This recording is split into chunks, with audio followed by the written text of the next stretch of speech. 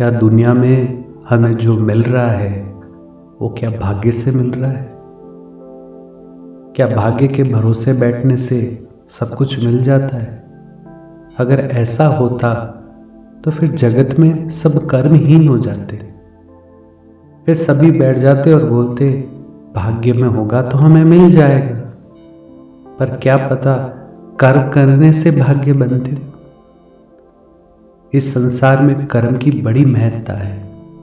जो लोग अपने कर्मों और अपने ईश्वर पे विश्वास रखते हैं वो अपने भाग्य खुद बनाते हैं, और जो लोग डरते हैं कर्मों से वो भगवान के भरोसे नहीं भाग्य के भरोसे बैठते हैं। वो जीवन में कुछ नहीं कर पाते और जीवन को ऐसे ही हार करके इस संसार से चले जाते हैं।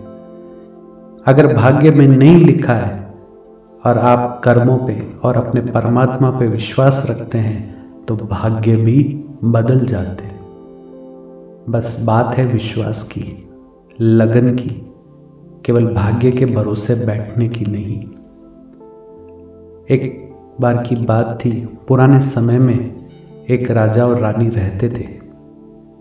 रानी गर्भवती हुई और उसे संतान होने वाली थी। तो उसे संतान हुई। कहते हैं जिस समय संतान होती है उस समय विधाता आता है और उसके कर्मों को लिखता है, उसके भाग्य को लिखता है। तो उसने सोचा मैं उस विधाता को देख लूं और पूछूंगी। तो इतने में विधाता आता है। रानी विनय करती है और बोलती है मेरे बच्चे के जीवन में जो भाग्य है वो आप मुझे बता दीजिए। विधाता बोलते हैं नहीं, ये मैं नहीं बता सकता। रानी ने प्रार्थना की तो उस विधाता ने उन्हें सब बता दिया। रानी को बहुत दुख हुआ क्योंकि उसे पता चला कि 2-4 दिन बाद में शत्रु आक्रमण करेगा और वो राज्य ले लेगा और राजा मर जाएगा और उसे वन में रहना पड़ेगा। 2-3 दिन बाद में घटना हुई और रानी को सब छोड़कर अपने बालक राजकुमार को लेकर वन में रहना पड़ा। समय बीतता गया। रानी ने उसे बताया कि तू ऐसे से जाल बिछा, एक हिरन तेरे जाल में आएगा, उसे पकड़ के तू रोज छोड़ देना। समय बीतता गया। राजकुमार सयाना हुआ। एक दिन अपनी माता से पूछा, हे माता जी, क्या हमारा जीवन ऐसे ही चलेगा? उसकी मां ने कहा, बेटा तेरे और मेरे भाग्य में यही लिखा है। तो उसने कहा बस यही लिखा है? हाँ, जीवन भर यही लिखा है।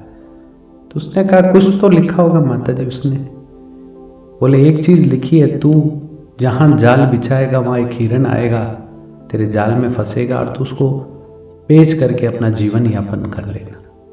राजकुमार बोला ठीक है। तो राजकुमार पहले जंगल में जाल बिछाता था। फिर धीरे धीरे उसने क्या किया, अपने झोंपड़ी के पास में जाल बिछाने लगा।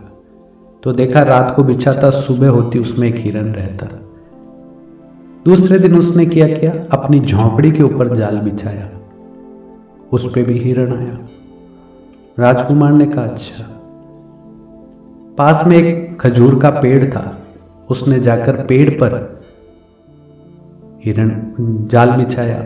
सुबह उठा तो उसने देखा उसमें हिरन था। फिर दूसरे दिन उसने क्या किया कि उस पर जाल बिछाकर खजूर के तने पर तेल लगा दिया और चारों तरफ तेल लगाकर आग लगा दी। आधी रात होगी, दरवाजा बजा।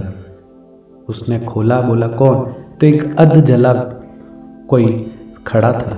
उसने कहा भाई तू कौन है? बोले मैं तेरा भाग्य हूं। तो बोले क्या हुआ, ऐसी स्थिति कैसे हुई तुम्हारी? बोले तुम जाल कभी कहाँ कभी झोंपड़ी पे, कभी ऊपर। भाई जाल तो नीचे लगता है, तू इतना ऊपर क्यों? तो उसने कहा मेरे जीवन में जब भाग्य में अगर हिरन है तो मैं तो कहीं बिछाऊं कहीं लगाऊं, मेरे भाग्य में तो हिरन रहेगा। तो उसने कहा भाई मेहनत मुझे करनी पड़ती है, तू ये मत कर। बोले मैं तो यही करूंगा, अन्यथा मेरे भाग्य बदल दे। तो उसने कहा मेरे पास में ऐसा कोई अधिकार नहीं मैं तुम्हारा भाग्य बदल दूं। तो उसने कहा ठीक है, मैं तो और नए नए तरीके लगाऊंगा और जाल बिछाऊंगा। आखिर भाग्य हारा और उसने कहा ठीक है, तू तैयारी कर युद्ध की और आक्रमण कर, तेरा राज्य तुझे मिल जाएगा। उस राजकुमार ने मेहनत करी, कर्म किया, उस परमात्मा पे विश्वास किया और युद्ध की तैयारी करने लगा। समय आया, उसने उस राज्य पर आक्रमण किया, उस राजा को हराया और वो फिर एक बार राजा बन गया। ये कहानी क्या सिखाती है? उसके भाग्य में नहीं था, फिर भी उसने प्रयास किया कि किसी प्रकार मैं इस भाग्य को बदलूं। तो कमजोर जो होते हैं वो भाग्य के भरोसे रहते हैं, लेकिन जो अपनी मंजिल को, जो अपने लक्ष्य को पाना चाहते हैं, वो भाग्य के भरोसे नहीं बैठते। वास्तव में तो किसी के भरोसे बैठते ही नहीं है। उन्हें कोई कमी दिखती नहीं है। कोई सफल हो किसी भी क्षेत्र में, अगर उसे प्रश्न किया जाए कि आपके जीवन में कोई कमी थी, वो बोलेंगे नहीं थी। क्या वो भाग्य के भरोसे बैठे रहे? नहीं। भाग्य भी अगर उनको आके बोल दे तेरे भाग्य में नहीं है, फिर भी वो करेंगे और उसे प्राप्त करेंगे। तो हमें भी भाग्य के भरोसे नहीं, ईश्वर के और अपने कर्मों पे विश्वास रखकर आप कर्म करें और अपने लक्ष्य को हासिल कराएं और औरों को भी